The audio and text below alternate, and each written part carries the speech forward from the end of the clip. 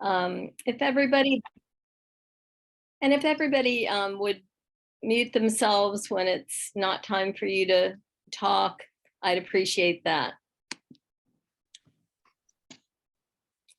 So I'm Cathy Hailey. Welcome to Where Art Meets the Line, Take 3. I'm the Vice President of the Northern Region of the Poetry Society of Virginia, and I thank you for helping us celebrate our centennial. This is one of our initiatives to celebrate 100 years of the Poetry Society of Virginia. I'd like to start by thanking our PSV Western Region Vice President, Angela Dribbin, for hosting our Zoom meeting. She was a poet artist participant in Take 1, and you can see the recording on YouTube.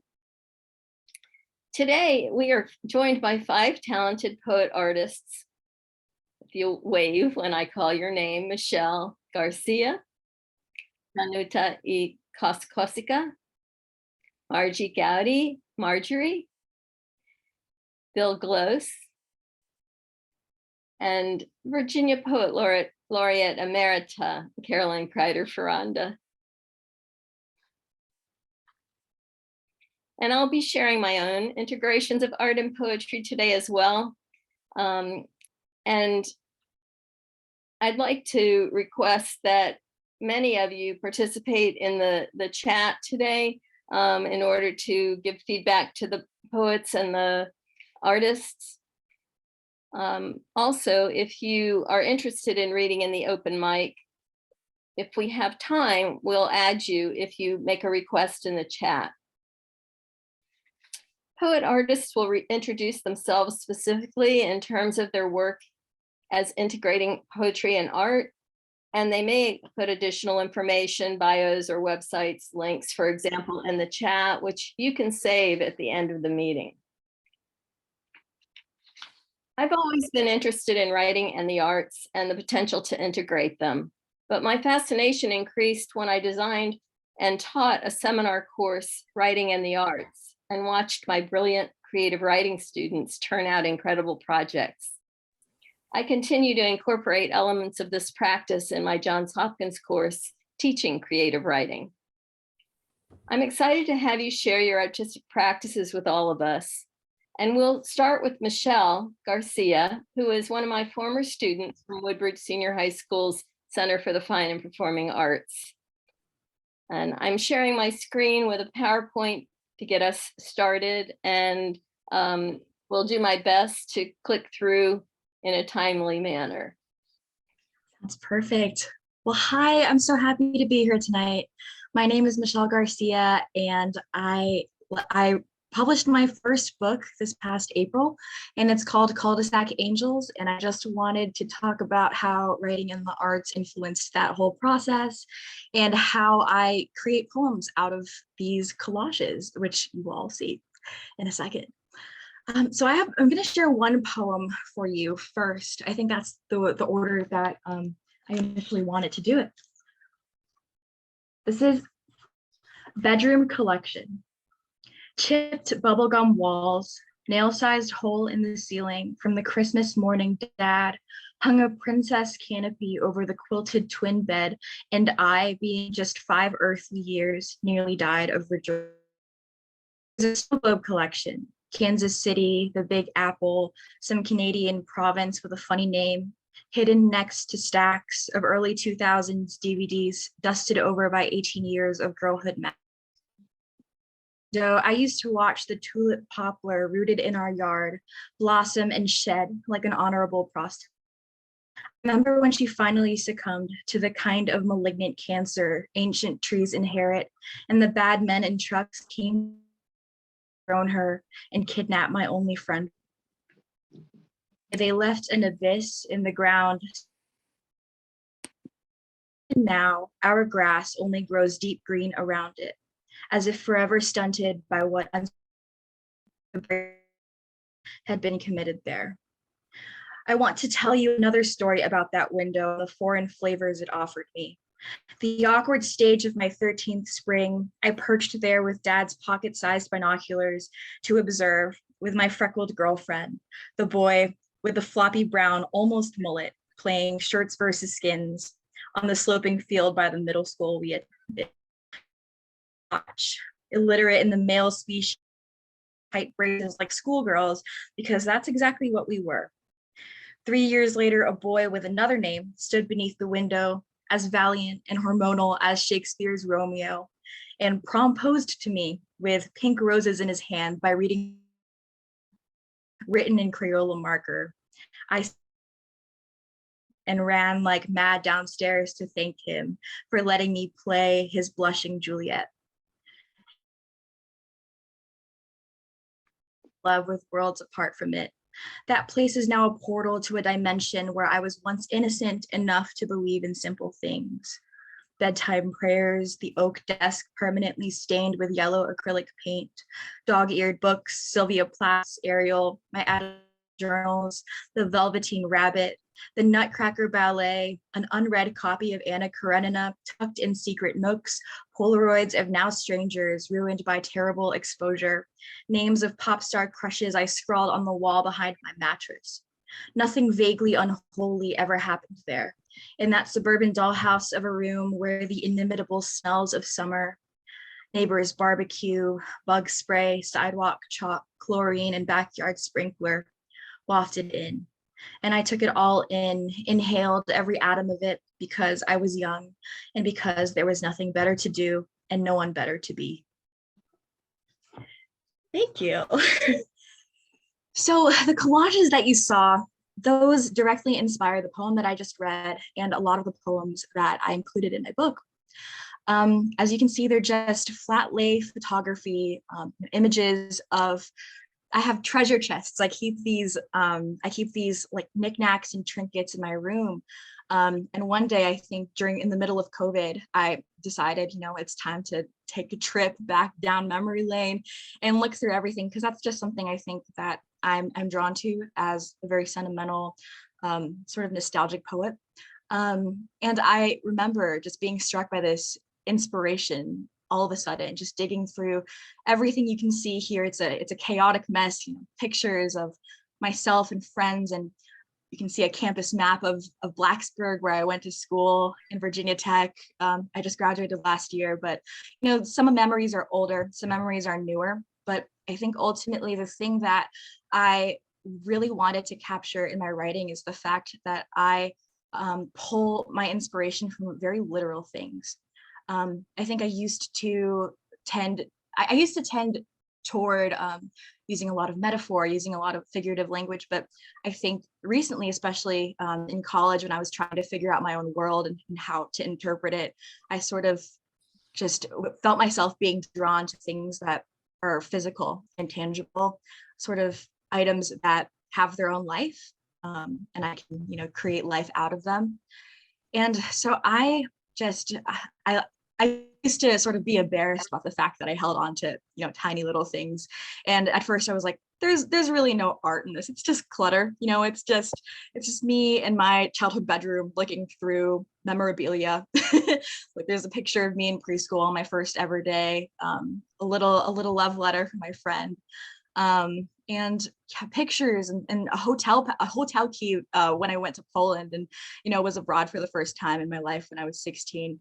And every single item, I think, has a story. And that's something that I'm always trying to integrate into my life now, especially, as I continue to write.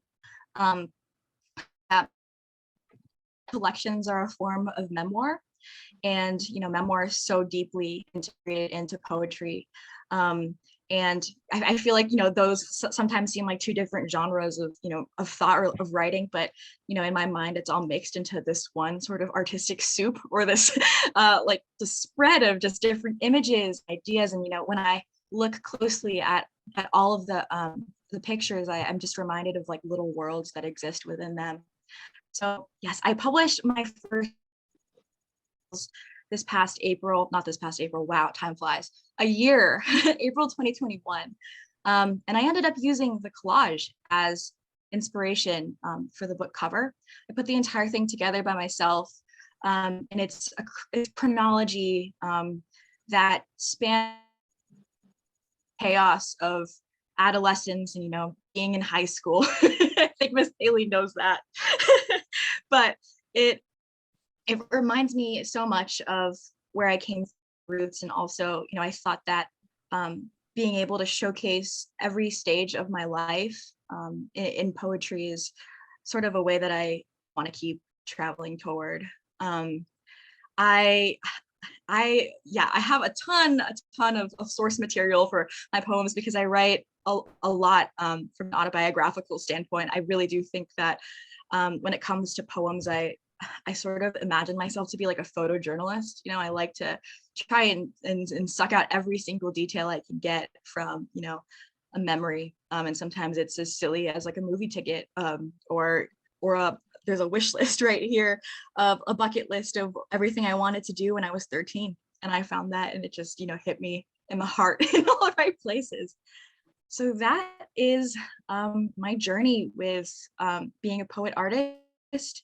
And I think that I've experimented a lot with just, being able to use like visual art with my own writing. And even now my journals are almost entirely collages.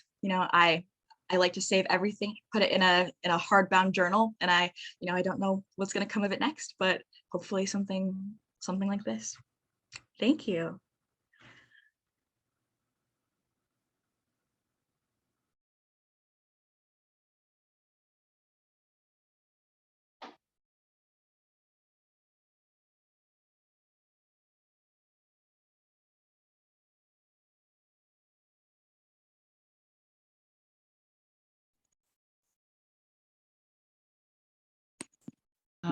All right. So should I just go ahead, Cathy?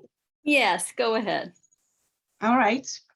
Good evening. Thanks for tuning in. Thanks to Cathy and everybody involved in creating this series and inviting me. I'm happy to have the chance to share with you tonight a little bit of me. As you may have noticed, I'm wearing blue and yellow in support of Ukraine that was invaded by Russia on February 24. As it happens, today is September 1st. That's an anniversary of German invasion of Poland in 1939. You may know that Ukraine is our eastern neighbor. I mean, Poland and Ukraine. So these two countries are very close. I was born, educated in Poland. So that's my accent, and my name is pronounced Danuta Kosk-Kosicka. Some of you know me as Danka. I came to the USA in 1980 from behind Iron Curtain. That's where Poland was back then. And I came just for 2 years on a postdoctoral fellowship from the Muscular Dystrophy Association of the USA. As it happens, history intervened and I couldn't go back because martial law was declared in Poland. The borders were closed, and that's how I stayed. How did I get to poetry from biochemistry? Well, 1980, when I arrived in San Francisco, that was the year Czesław Miłosz was awarded the Nobel Prize in Literature.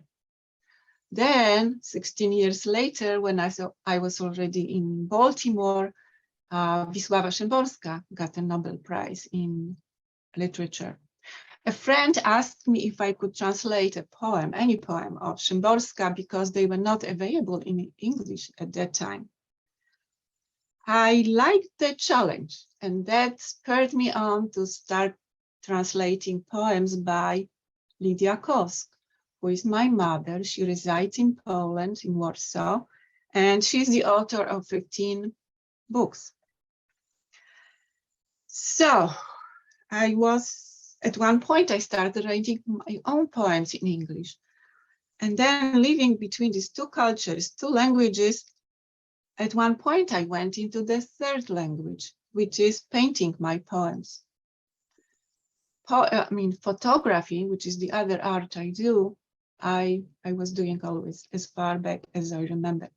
So here on this slide, cut a little bit off, but still you can see the second book is Danuta Kosk, my mom, and the other 3 books are mine. So these are just examples of using my art for book covers. Could you go back? Thank you. Sorry. This is my photograph, photo collage, and my painting. And the next one, please, Cathy. And I'll start with this one. The book is bilingual.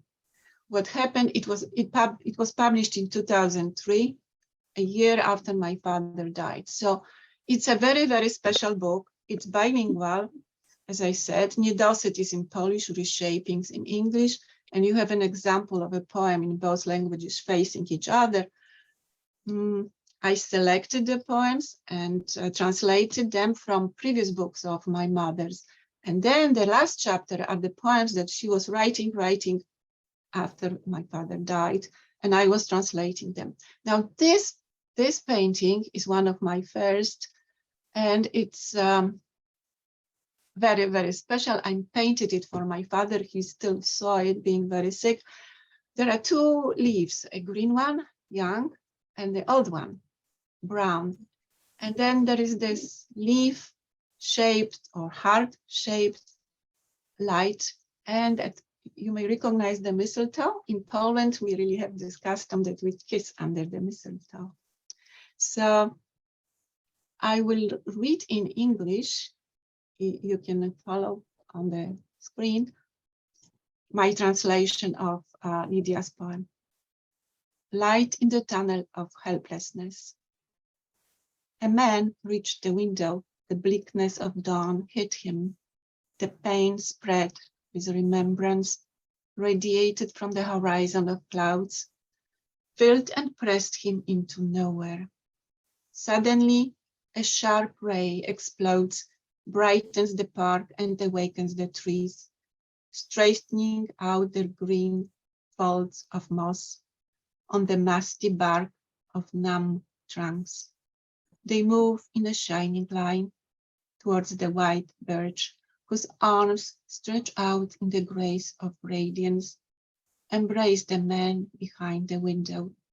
The scalpel of light cuts the nothingness. The next one, please. So that's one of my books published in 2015. And in both cases, the publishers asked.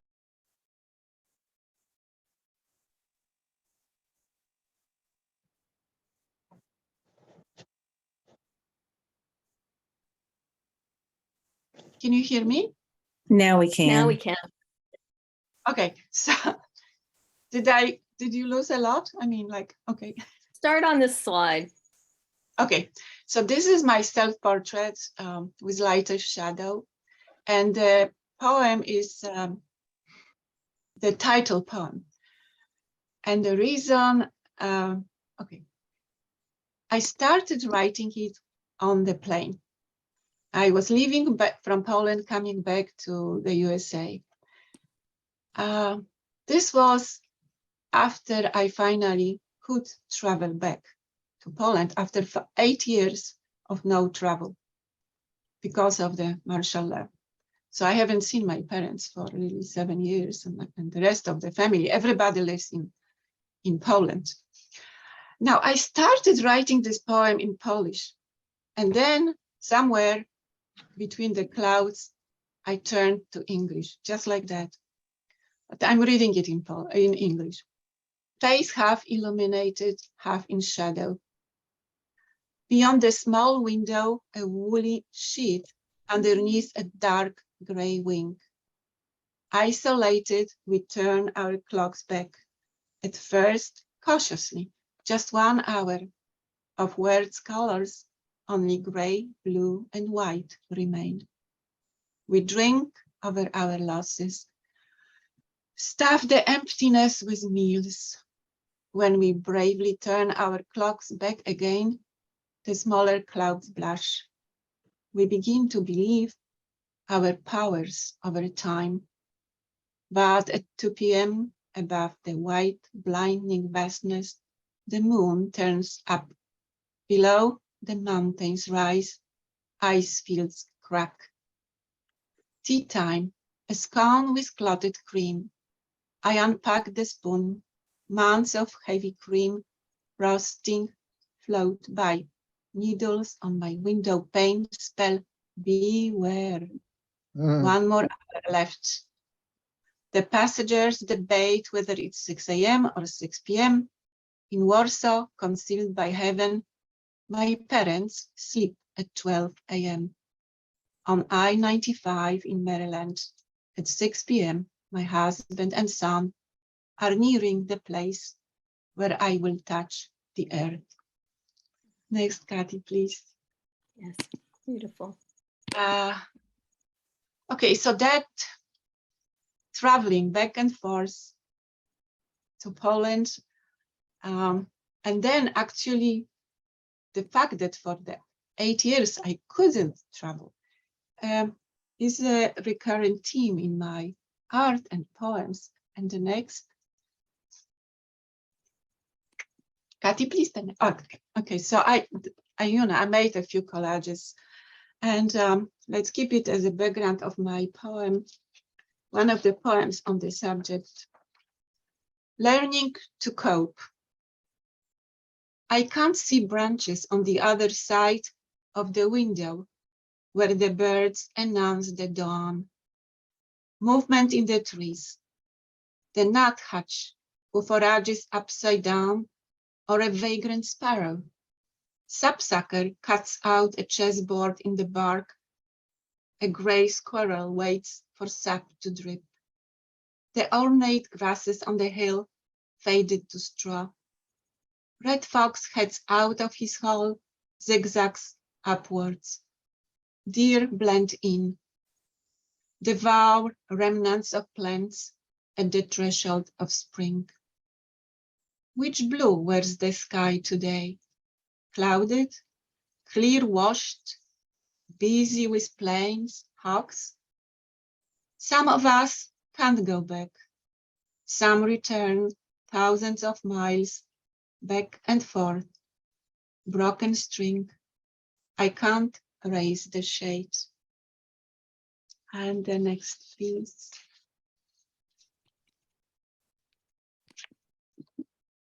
Okay, so we're back to my paintings. As that poem, Face Half Illuminated on the Plain, they start in one language, then switch. Some poems just don't want to come out because they don't know what language to choose. So that's how I started painting them. So these are my painted poems.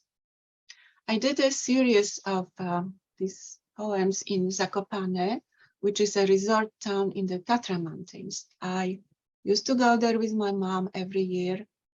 And actually, mom stayed in the same room. Wisława Szymborska used to stay she would come every year. So there is a lot of these things in life that kind of connect, link. This series, I mean, there is several of them, but I concentrated on the flowers typical of the area. The mountain here, I was sitting on the terrace and looking at this absolutely wonderful mountain, which is a legend in itself. It towers over the Zakopane town. Also, if you look at my Facebook, when the announcement for today's reading, I have this mountain as part of the photo collage.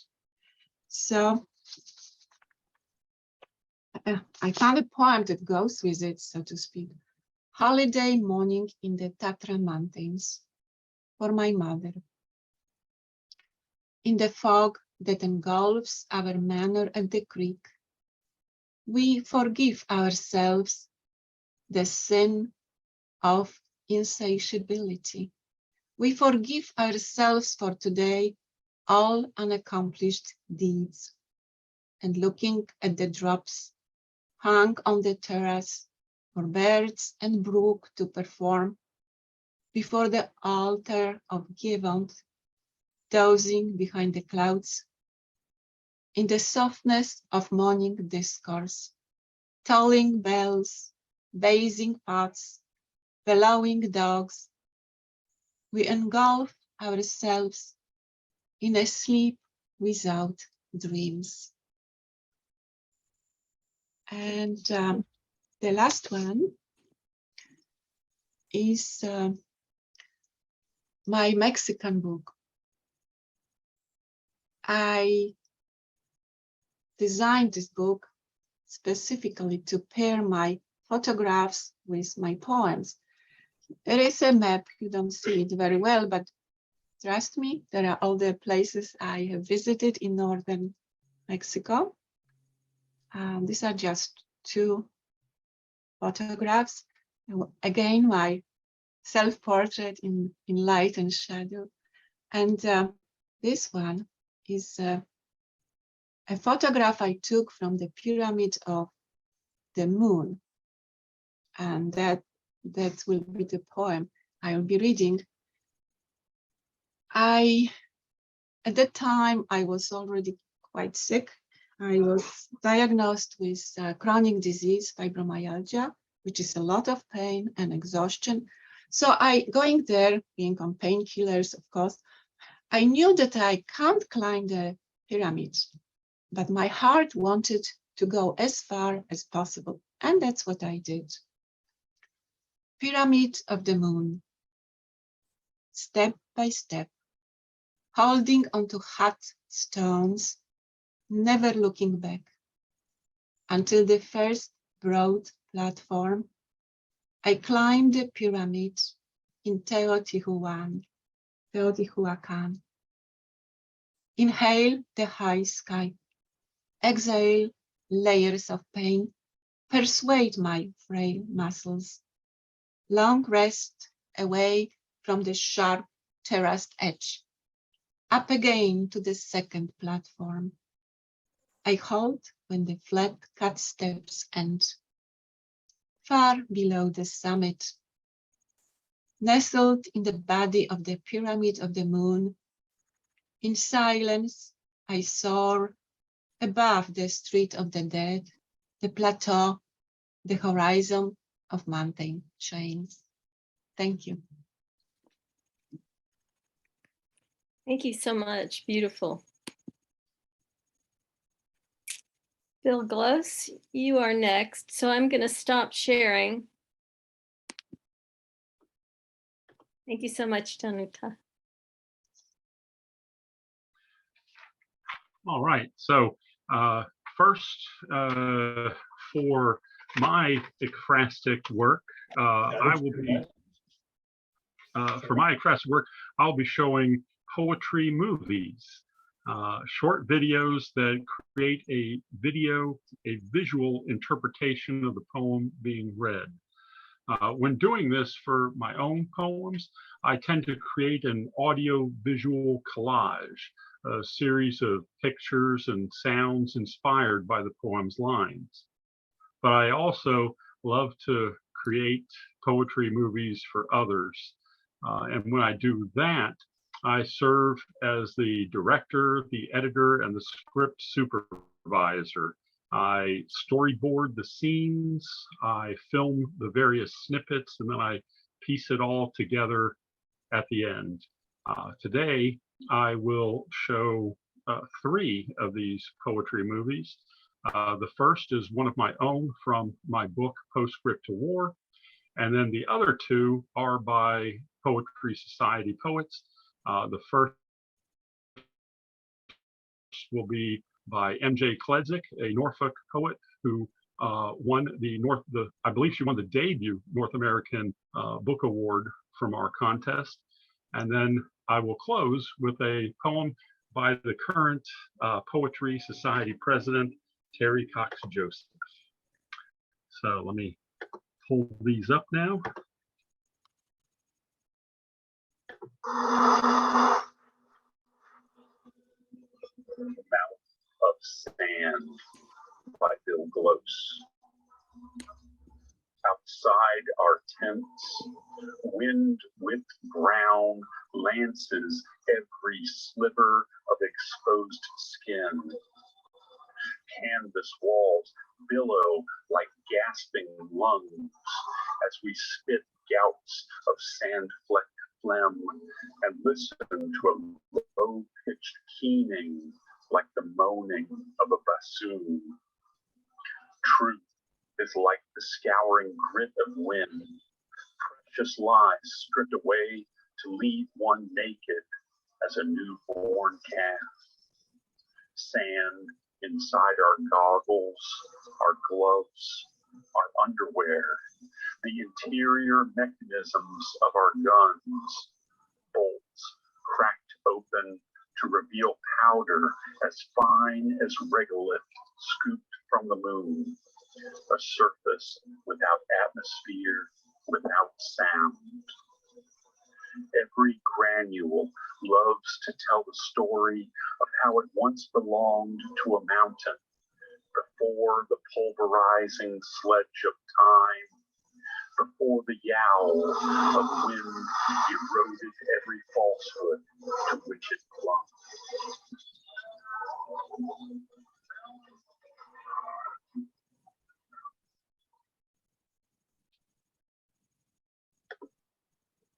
Okay, so that was the first poem, and you know, for that one, I took a series of shots to kind of show what life is like over there in the Middle East for soldiers, and then I overlaid that sound of the sand blowing, so to add to the effect. So the second one I'm going to share, this is by Norfolk poet M.J. Kledzik. Objects on a Tray by M.J. Kledzik. This poem was inspired by Camille Pissarro's The Maidservant. Is someone not well? The spoon in the glass makes me think of medicine, and her somber third of a face, as she is walking away, shows tight lips and a gaze looking down toward, but not seeing, the objects on the tray she carries, servant style, not them over the edge. Perhaps it had been ice cream in the glass, but I doubt it, and I'm curious about her. Her abdomen has gone soft and full as a spoiled cat under the 1,000 pleats apron, the dull butterscotch dress. How hard it must be to pull that on every day, no matter how white, with pretty lace and ruffled collar, with matching cap and straps. As if she could ever get away for a walk, say, on the breezy coast and have need to tie it. Where is the knot for her apron strings? I guess it's been once so long, the knot, unbowed, has disappeared. She looks too old in posture for that soft, full cheek and high, modest curve of breast, and dark, if it's lifted, eye. The dappling sun puts a hand through the walkway despite the walled enclosure of green, and rests on her cheek, her dress, the back of her neck, as kindly as it does upon the walk, the bench, the spoon. Does she feel it? She is nobody, and she knows it. Almost disappeared within herself, but useful, like the bench. So why does my heart ache right in the center, like heartburn for a person I cannot touch, could never reach.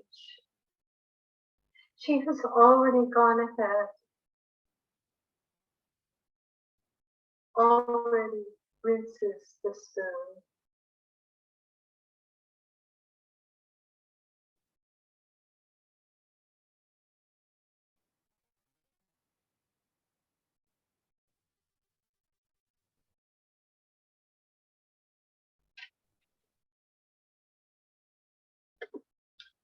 Okay, so yeah, and a big thanks on that one to the Chrysler Museum for letting us film there.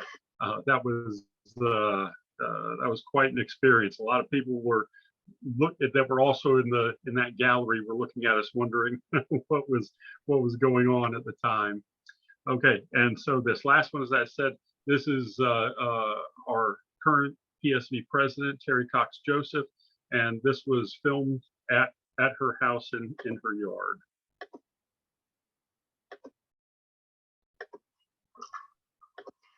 Saturday is for planting. I intended to write a poem every day this week, but the garden begged. Crabgrass here, English ivy there. Wanderlust drew me to the ice stick tulips, but I ripped out withered azaleas, made a space Sunday just big enough to plant Euchera, the color of iced tea. I found myself on my knees Monday, tearing out more ivy, counting leaflets like rosary beads. The chickweed was easy and smooth, readying a soft black soil for blue lobelia, because Tuesday is always blue. Dandelions sprouted nearby, and my husband bent the dandelion picker beyond repair, but got it enough to leave a hole where I dropped a plug of grass Wednesday. The pots, sad and empty from winter's grip, yawned, demanding to be filled, so I obliged on Thursday, layering dirt and gravel and sand and mulch whose scent tickled my nostrils. And on Friday, I topped them off with candy-striped geraniums like a parade. Saturday, the garden center placed new plants so close to the street, I nearly jumped the curb. My golden retriever in tow, tail knocking over pots like a prize fighter. I bought strawberry ground cover for his bed and a weeping Japanese maple for his roof.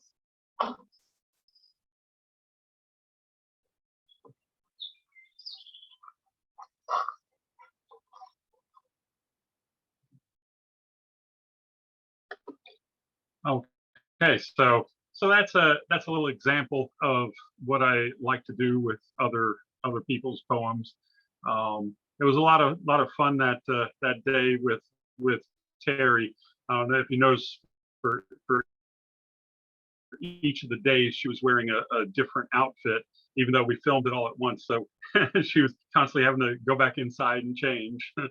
But I have as much fun creating one of these poetry movies for someone else's works as I do creating one for myself. So that's what I like to do with it. How wonderful. Thank you.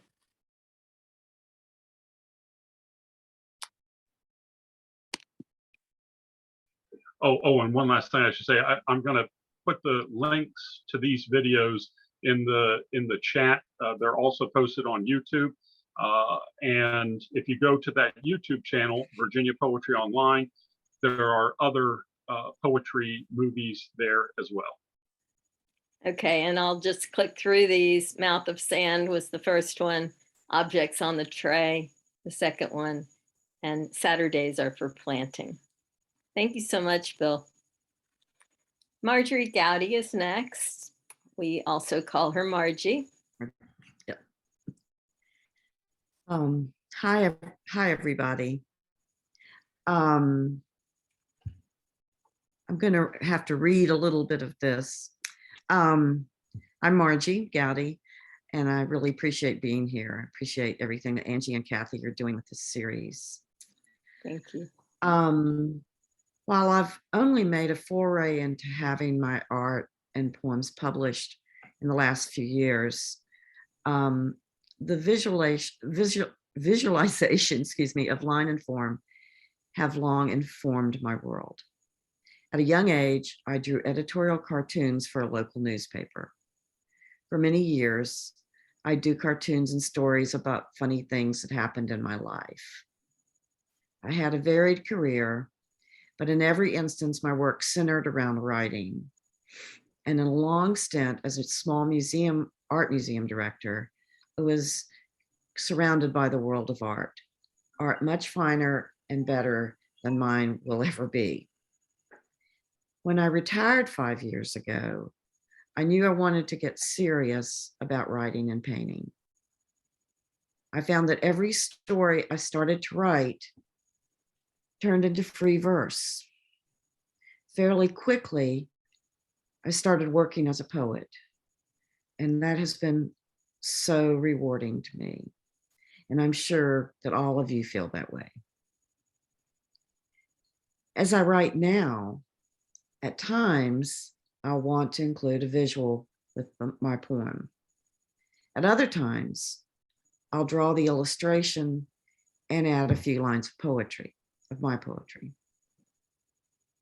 In the beginning, a few years ago, these works centered around family stories.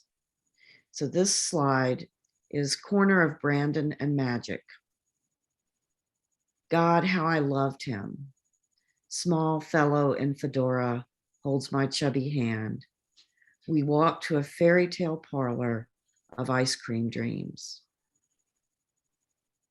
The next slide. Sanford Avenue. Extra tall, bony, Okie hugs you till your insides pour out. She won't share the recipe for her fried pies. And the next one. The Montvale Road Gang. City Granny and Pals.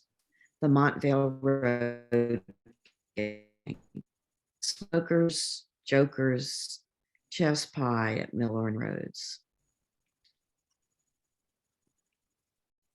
Okay, and then the next slide. As the news around us has grown darker in recent years, so have many, not all, but many of my poems. This one is a mixed media work I created after the shooting of Ahmaud Arbery, and it's called The Runner. And my poem is part of the collage. The Runner. Cleats crammed into the neck of a man, crying for mother, clawing for breath. Steel shot into a woman sleeping in the spring night, shocked by armored death. Game of chicken aimed at youth, running for his strength, gunning, nay, gunned down by feckless goons. Circles of hell drawn by our angels, angels waking their moms, wiping their tears. Circles of hell as vengeance, retribution for murder, reckoning. Such reckoning for small men, armed shamefully with the color of their skin. I've been really fortunate that all of the above works have also been exhibited locally in the Roanoke area, and The Runner was in a recent edition of Artemis. Wonderful. Very recently, I think to shake up my process a little bit, I've been experimenting with very short poems, some of which are haiku. My goal is to learn more about haiga, H-A-I-G-A. I hope I'm pronouncing that correctly. These are quick illustrations that poets sometimes draw to accompany their haiku. And I'm super excited about pursuing this in the future, along with my other work. I want to warn you about this next poem. It's quite dark. And it's a little bit long. And then there's a shorter poem. Both of these are accompanied by illustrations. These are not haiga, obviously, because the poems are not haiku.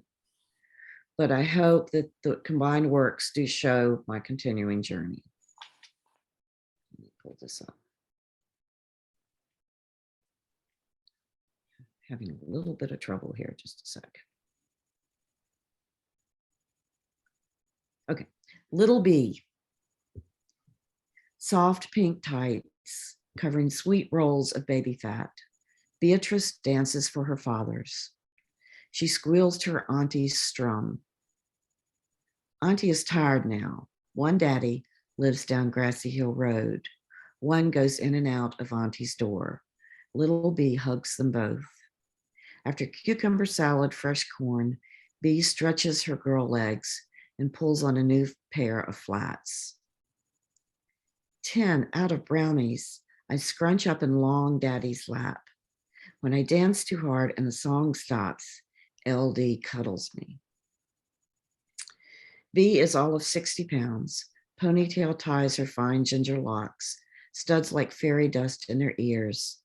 LD leaves the recliner and shuts the door. They say I'm a witch, that y'all need to stay away. They say I fooled that old man, the mean daddy who hurt me. He pushed Ani out the screen door and locked me on the sleeping porch. Sometimes I get pinto beans. It hurts so bad down there. He was ugly. My tights are torn, my knees scratched. I throw up all the time. A woman came in and looked at my tummy. They say I'm a witch. Both daddies stand outside. One laughs so hard the lamp shakes. Auntie slips around the live oak, hands B old towels, says she'll help.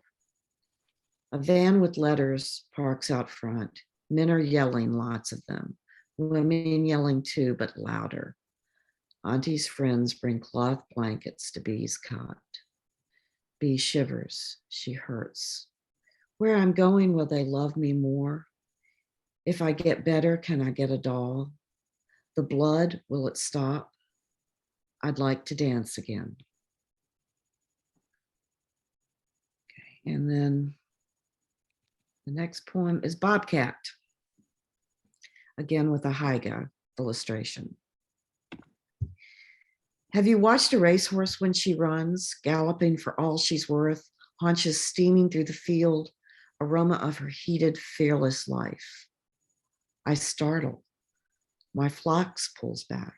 Crickets still, slide quickly into dewed grass. The first dog flies past a blur of rust, then a second on brackish propellers. All but gliding down the vine-woven cliff, the bobcat aims her amber eyes straight at the intruders. Almost at the puppy's tail, she spots me, then lurches, turns, and leaves. To love with ferocity, to run breathless, to summon every feral golden muscle in the fight to save your child. And then finally, one more slide. On a slightly lighter note, or much lighter note, this is a painting I made at the start of the pandemic. It's called Route 40 Glory. Do you remember that almost no events could be held inside in those early days? We were driving to our granddaughter's house on a Sunday morning and spotted this glorious choir sharing their spirit with the world. I really need to write a poem to accompany this spontaneous uplifting of joy. Inspiration is all around us, isn't it? Thank you very much. Thank you so much. You're welcome. And that takes me to my group of poems. And I'm going to start with something that aspires to be a movie like Bill presented, but I'm not there yet. So it's a series of photographs with a poem. And the poem is called Visit. Orange cardinal, unmasked anomaly, radiates iridescent tangerine feathers in a variegated fan, mottled with cream, splotchy as a Jackson Pollock, a fanciful dreamsicle reminiscent of childhood laughter. Patient and polite, or coy, our newcomer waits her turn at the feeder, a chance to snatch a sunflower seed, then dance with flourish. Tail feathers, tick-tock, keeping time, brightening gray skies as a creamsicle summer wanes. She crosses from apple tree to rhododendron to the thick of forest oaks, a slalom course of undulating flight. Only inches from tree line, she redirects, swoops up, alighting on an iron perch or wooden rocker rail, observing a quiet moment, as if she belongs. You're extraordinary, I tell her, ethereal being, elegant, graceful, rare and elusive, my obsession. This cream of a bird, celestial gift, or conjuring of poetic imagination. A bird within a dream, summoned by grief, invites us out of darkness, to fall in love with orange in the month before we face the forever sadness of jack-o'-lanterns pushing us to smile even in mourning. I hear her song, recognizing the rhythm of a revered name, 4 syllables, accent on the third, the parlay of veiled poetry, a cherished gift. Expectation grows, a desire to connect. She brings ephemeral joy even as brown leaves fall, dotting a still green lawn, the consequence of drought, until she's lost again in the density of poplar leaves. A thin veil separates us, thinnest in the outdoors. I welcome this fleeting exchange, corporeal, secure in a spirit that is true, alive. I seek solace in the holes in the sky and wonder, will she visit again? Will we know her? If her mask is more defined, or will she move beyond? How many souls exist within her? Thank you. This image is a collage that I made from individual photographs that I cut up. It is the collage that's going to be the cover of my forthcoming chapbook titled I'd Rather Be a Hyacinth. And it's scheduled to be in pre-publication sometime this month with Finishing Line Press, but I haven't heard from them yet. I should hear from them sometime in September. For this image, I'm going to read a series of poems that all contribute to the reason that I selected these photos and turned them into this collage image. The butterfly image represents my daughter's spirit in the poems Flight and Flying High. The image is a ballet dancer to connect with 10 ekphrastic poems written in response to a performance of the Moscow Festival Ballet. They're ballet favorites and great moments. So they're ekphrastic poems based on ballet. And I'll be reading just coquettes and ethereal from that group. My daughter was also a dancer, tap, jazz, ballet, and point. Tulips and hyacinths are the focus of In Life, the poem that provides the title of my chapbook, I'd Rather Be a Hyacinth. So all of those are represented in this image, and I'll just read them consecutively. They're 5 short poems, and they're all in the haiku sonnet form. Flight. Butterfly remnants, grounded in cotton batting, labeled specimens. Midlife traveling father reaching out for love with exotic wings. Daughter now above, without her silver earrings, worn by her father. A gift less fragile, his gesture meant to honor revive her dazzle, will her fire to ignite. Butterflies are made for flight. Coquettes, after pas de quatre. Just off the shoulders, ruffled sleeves, deep sweetheart necks, posed in white layers. 4 dancers connect in floral celebration, sensuality, frenzied flirtation, Grace's natural gaiety of white butterflies. Artists on trapeze, nature's true passions arise on billowing breeze. Heliotropic flowers pose as sensual powers. Ethereal after allegro. A solo, a tease, unison from toes to heels, tighten, then release in circular reels. Surrounded by her footmen lifting to heaven, angel of passion, blinking stars interwoven. Celestial doll, stiffening her stance. Purple perky parasol, tutu of romance. Powering with deep knee bend, men propel her dive to end. Flying high.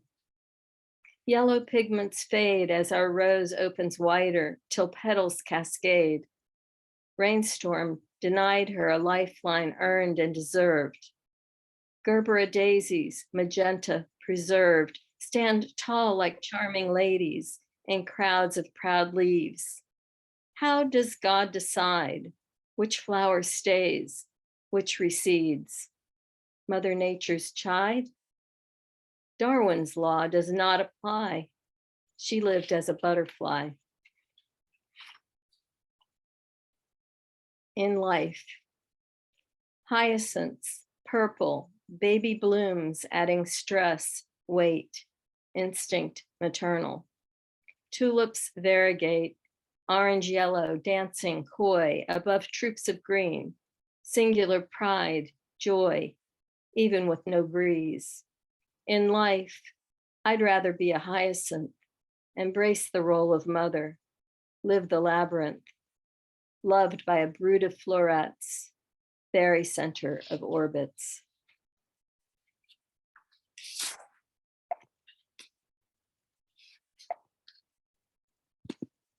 And my last poem is both a found poem and a collage.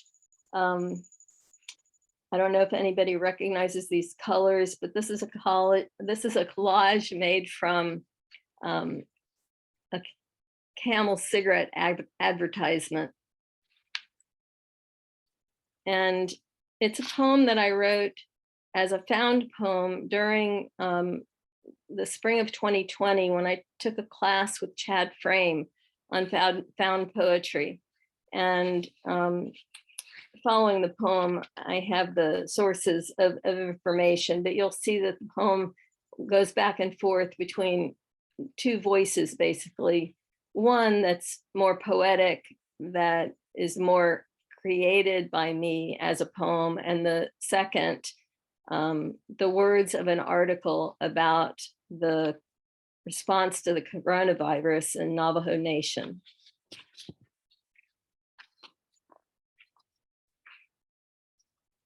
Navajo Nation, spring 2020.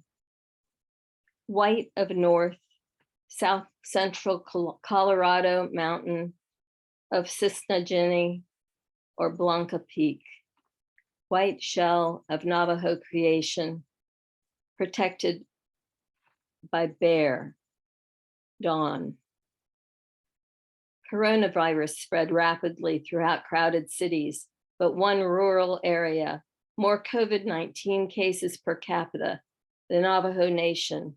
There aren't paved roads or running water. Blue of South, mountain northeast of Grants, New Mexico. Tzotzil or Mountain Taylor, a dormant stratovolcano. Turquoise or blue bead of Navajo creation, protected by cougar day. The president of the Navajo Nation, Jonathan Nez, says that out of the more than 20,250 Navajo people tested for the coronavirus, 3,245 have tested positive for COVID-19, 103 deaths. Yellow of West, San Francisco Peaks near Flagstaff, Arizona. Doko Osti, the mountain that reflects abalone shell, yellow, of Navajo creation, protected by wolves, dusk. We had to take the federal government to court. The CARES Act was approved and signed into law over 7 weeks ago. Tribal governments, 574 tribes, just last week received their money, only 60% given to tribes, still waiting for the 40%. Black of North, southwestern Colorado mountains of DeBenton or Hesperus Peak, jet black obsidian stones of Navajo creation, protected by porcupine, night. How these dollars are going to be spent, personal protection equipment, hazard pay, we're hoping, immediate needs of food and supplies to our Navajo people, food distributions happening here on the Navajo Nation. In the protected land between 4 sacred mountains, Navajo Nation rises, crossing 3 states governed by none, in a time when governors are making a difference in the battle against COVID-19. This is where the found poetry was from. And now, Carolyn. Thank you, Cathy. I thank both you and Angie Driven for all that you've done to make these videos possible for others to view and enjoy. And also, it's been a pleasure to hear the other poets share their work. Just amazing. Now, I want to talk about my development as a poet and as an artist. I'm the youngest one in this photo, and I must tell you that we didn't have TV for a long time. So we spent our time outdoors, my brother, sister, my mother, my father, and my mother read poetry to me as a young child. As a result, I started writing at age 4, but one art was never enough. So I trained to be a concert pianist in my teens, and sadly, my teacher disappeared the night before I was scheduled to give a big solo concert for the whole Richmond area. And I just cried off and on, and then I wrote a lot. And at age 27, I started taking art classes. Now, in this next slide, I want to show you my first book, Contrary Visions, which was written under my previous name before I married this husband. And Dragon in Flight is what it's called. And being in the DC area, I had a couple of publishers, and both of them wanted my artwork on the cover. Now, I love to experiment. I've worked as an abstract colorist painter for years. And I was greatly influenced by the non-representational art of Jackson Pollock. Now, I pour paints onto the surface of the canvas, and I determine how to manipulate them. Sometimes I rely on textured paints. Sometimes I mix sand and other ingredients to achieve a sculptural quality. And sometimes I prepare cutouts to adhere to a second canvas for a representational effect. And now here are other books in this next slide. Besides Contrary Visions, Gathering Light, my publisher, Stacy Tudhill, wanted to come over to my house to pick out the painting. And she found this painting, and even though I had it on the wall horizontally, she thought if I turned it vertically, of course it would fit on the book cover better, but also you can see the light flowing into the painting. Now, Death Comes Riding, I should tell you just a couple of things about this. My husband and I went to Lake Titicaca. In fact, this is where we spent our honeymoon. It's the highest navigable lake in the world. It's 12,500 feet in altitude, located between Bolivia and Peru. And I saw this Quechua Indian out on the water. And so I took this picture. My husband is a Quechua Indian from South America. In the embrace, I had to go through an act of Congress to get permission to use this photo that suggested the embrace between these two artists. And in these flecks of color, Jeffrey Hewitt, some of you may remember, sadly, he passed away a couple of years ago, but he was wonderful in helping work with me on my books. And he selected this painting. Now, Catena Poetica just came out, and this is Hummingbirds Migrating. One of my collaborative writers, Joyce Brinkman, who is former poet laureate of Indiana, she thought, well, you know, we're working with a German poet, we're working with a Mexican poet, so we're migrating. And she wanted to use this painting for the book. Now, in the next slide, I want to focus on nature. Now here, I rode mules when I was growing up. And then when I was at University of Mary Washington, I rode horses. And I really attribute my love of nature to a childhood spent outdoors riding mules, enjoying a tea party with our dog Rex, playing with dogs and cats and with my sister and brother. And that fueled my creativity. Now, the first point that I'm going to share with you, in this next slide, you'll see the Sacred Valley in Peru. And this nature poem focuses on the Sacred Valley. And then you can see one of my paintings on the left, which is right up here in my study on the wall. And this is a cutouts. It's Condor over the Andes. I was absolutely enthralled by the condor, and I was enthralled by the mountains. And here's the poem, The Sacred Valley. I have learned how to breathe in this valley. Here the glimpse of a condor leads me into flight. I am told if I pray, a deity will carry me to the Andes heights. Today, it is enough to stand beneath peaks. Clouds waver like snowcaps ready to melt, and once melted, rush into valleys to nourish soil for campesinos who bow down to the Cordillera for sending headwaters and rain. Grain strapped to their backs, llamas stop on riverbanks to drink. I listen to the delicate lapping. I will learn the language of this place. And I did indeed learn the language of the place. Shortly after this trip, I met my husband, fell in love immediately. He didn't speak English, I didn't speak Spanish, but we got married anyway. And then I started taking Spanish classes and he started taking English classes.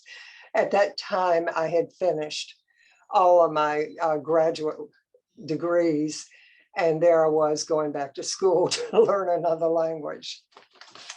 Now, in this next slide, you can see the painting that I fell in love with and wanted to use for the book that's called The Embrace.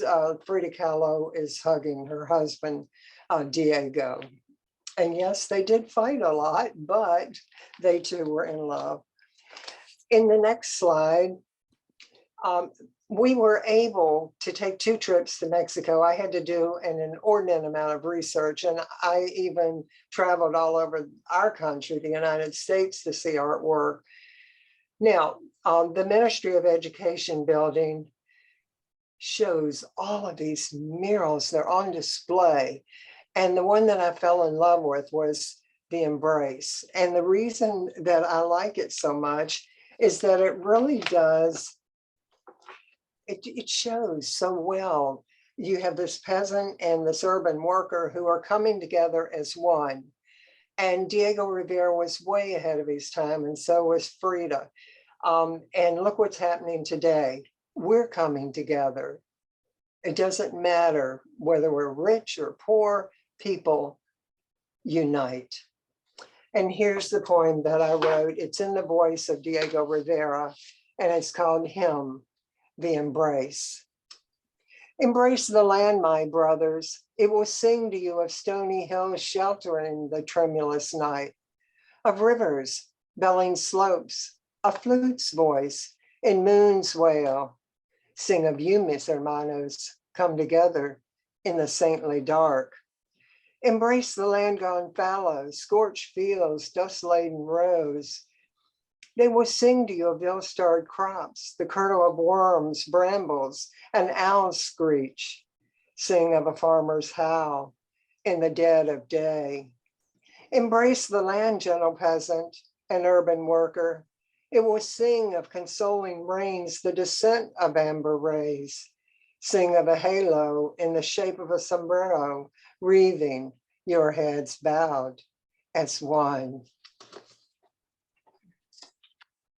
Now, these next paintings, the one that is on River Country, I was asked to get permission to use this from Archie Fripp, who's a wonderful artist and photographer, and then Kathleen Nossinger, who is part of the Penn Women. I'm part of a Chesapeake Bay group. I loved her painting as well, and I did. The poem that I'm going to share with you is about these two works of art. Nest building. The osprey soars through a cerulean sky, scumbled with oyster pinks and whites. Industrious, he scavenges insect carcasses, sticks, seaweed, swells of twine, drops them between the branches of a dead pine. Melon light slides over his widespread wings, over talons luring twigs into the lopsided nest. Shifting his weight, he shelters a jumble of crosshatched twigs while house sparrows flit in and out of leafy nooks. Back and forth they zip, the hawk oblivious to the goings-on in the basement, to the halo of bugs, ticks, mites, larvae, drawn to fish guts left over from a noonday meal. Back at shore, he shakes off tawny flecks of matter before gathering corn stalks to plump up his bulky home. 4 feet deep this week, deeper next, he boasts to himself, content to live by the river's edge where trout are plentiful. Puttering pack rat, he'll forage again tomorrow.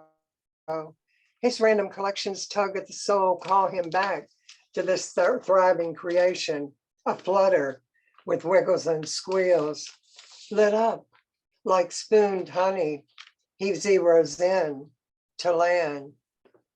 Now, what fascinated me about these birds, about all animals, came about because of what happened to the osprey. We nearly lost all of them because of DDT being sprayed all over the place and entering the rivers. Rachel Carson wrote about this in Silent Spring. And I used to go over to my sister's house. She lives about 10 minutes from me and looks out on the bay. And I would sit there and watch them for hours so that I could really understand, you know, be closer to the birds. Now, in this last poem, I need to give you a little bit of background about the monarch butterflies. When we moved to this section of Virginia, my husband and I set up a nationally certified backyard wildlife retreat. And during recent years, we've raised and released 470 monarch butterflies in honor of our family and friends, including Cathy Hailey and Bill Glose, who are here tonight, but also Ed Lull, who was former president of the Poetry Society of Virginia, and his beautiful wife, who passed relatively recently, Evelyn Lull. Now, the last slide, which will accompany the poem, is of monarch butterfly that my husband painted. I have the painting back here in the back. You can see it if you can see the image of me reading. And here's the butterfly talking to us. Call me king as I hoist my sails in river winds. Call me sovereign as I sip on sap, frothy as coastal waves. Buoyant, I flit, dart. I dance atop purplish pink blossoms until seed pods tumble to earth like silken parachutes.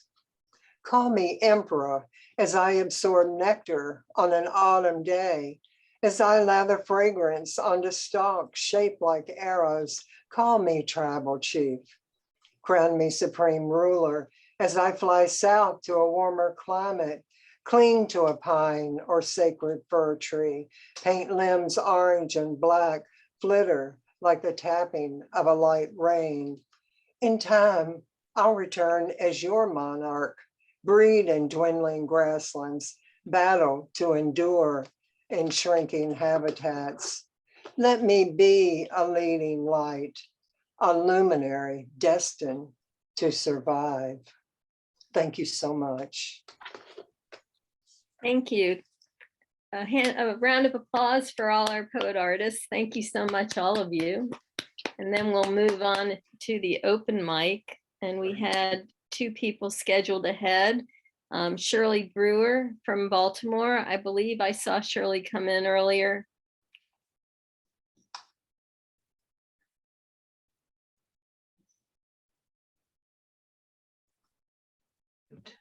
There we go. Can you hear me? Yes. Yeah, okay. Well, I have to say this, I joined tonight because I'm a friend of Danuta, whom I call Danka, and she invited me. And so, but the whole evening has been absolutely rich and beautiful. I'm like in awe.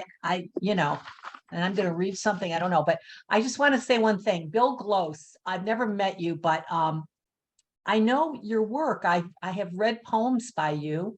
And it is really very much fun to see you tonight. And I really enjoyed your films with the poems. I've enjoyed everything so much. So thank you, everyone. This has just been outstanding. So I'm just going to read one short poem. In terms of art, I live in Baltimore City. I live right near the Baltimore Museum of Art, which is absolutely stunning. And 20 years ago, this fall, I was in my master's program at the University of Baltimore, creativity class. We took a field trip to the museum and we were to wander through and pick our favorite painting. And then we were going to write about it. We were going to draw it. So this is what I picked. You probably can't see it, but it's Henri Matisse, The Yellow Dress.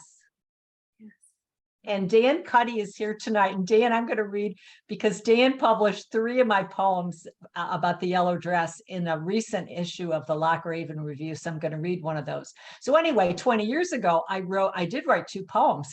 Fast forward to 2021, I took an online poetry workshop with Mark Doty. And our assignment was to visit a painting, and I already knew what it was going to be, and to write 6 poems about it, looking at it from different ways.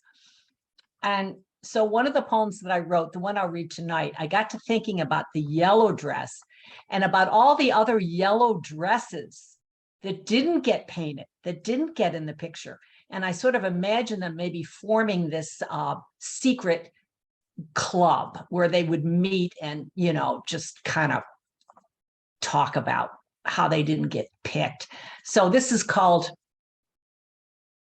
The Society of Obscure Yellow Dresses. And I should say, I mentioned Hamden. Hamden is our very shabby chic section of Baltimore, where you're liable to see just about anything. Okay. The Society of Obscure Yellow Dresses meets on Tuesdays at 9 a.m. at the Common Ground Espresso Bar in Hamden. Usual spot, window table. Please join us if you are not The Yellow Dress by Matisse. Full of itself, that dress. Gorgeous, yes. Far from the only golden ticket in town. We are the overlooked, sales rack markdowns, lost delinquents who besmirch the yellow brand. Amber, ochre, saffron, blonde, lutescent, never lily-livered. We struggle to raise the hem of our self-esteem. We try to shrink our distress. We weep into our puffy sleeves. In homage to Monsieur Matisse, his skills rendered a masterpiece so fine, every other yellow dress in the world pales in its luminous wake. Paint us too, we implore the artists passing by from our front table at common ground, a quartet of lemons awash in lemon light. Thank That's you. it. Thank you. I'm so glad you came. Those poor dresses. Angie, you're up next. Okay. Thank you for doing this, Cathy. Anybody who has anything to do with Poetry Society knows how important Cathy is to the whole organization. She's everywhere all the time, and I don't know how she gives so much. And so we thank you, Cathy. Thank you. And I think it speaks volumes that you have a student here. I mean, what a beautiful gift, and like to see that. Okay. This poem, there is a Dutch courtyard, which is an oil on canvas painting by a Dutch painter, is referenced. And there is a line borrowed from Mary Ann Moore. Derek Frasses, please complicate my understanding of patterns, power, and purchase, of implicit in tradition, of looking in the Dutch courtyard, of active male poets gorging on silent passive females, on looking, onlooker. What of my own haze? All I want is you to be my lover, to embroider you in narrative and shade of violet writhing between blue and invisible. What candor can I exhume? Perhaps never the image seen first upon looking. Remembered is to be dismembered. Tell me, where might there be a refuge for me from egocentricity? I observe a masterpiece for details of the blade of grass's cast back tone, claim it is to learn of light. I search the oiled evening swathing shadow for stars of story tucked to dream beneath noctilucent clouds. I catechize the image for answers driven by the questions asked too often in defense of my own perspective. Might I ever just look estranged from myself? No, I will always ask what I want to know. Magenta, how did she ever grow up from red? Thank you. Beautiful. Thank you. Wow. I have not really had a chance to look in the chat to see if there were others who wanted to read. We have a minute. Is there anybody else who had asked? I think Dan Cuddy's trying to say something. He wants to read. Okay. Yes. All right, great. Dan. Come on, Dan. Okay, I got one. It's kind of visual. It is visual, definitely. It's called A Poem of Sighs. Underwhelmed, nothing excites. A leaf in a stream, a fallen flower, slow current carrying away all. The poems, tunes, sketches, the lines in the coloring book, too dominant, that like nuns, the river. You sit and take it all. The fly iridescent in the sunlight, such a shiny metallic green. But no, the armor is not metal, something less and more. The fly like the river. Sigh. Moving away, the buzz. Faint now. Traffic on the road across the river. A barge coming downstream, a heap of white powder, visible beneath the tarp, blowing in the hot sigh of wind. The blades of grass dull, stabbings of time and place. But nothing excites, just sitting, watching, eyes closing.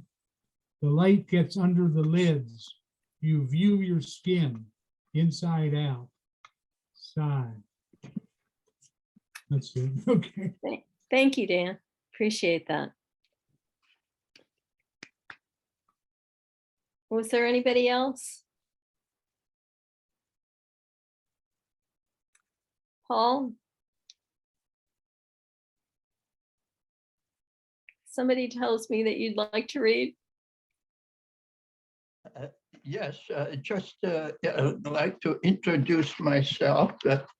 I was invited to join this reading by Danuta because I translated her poetry and her mother's poetry into Hungarian.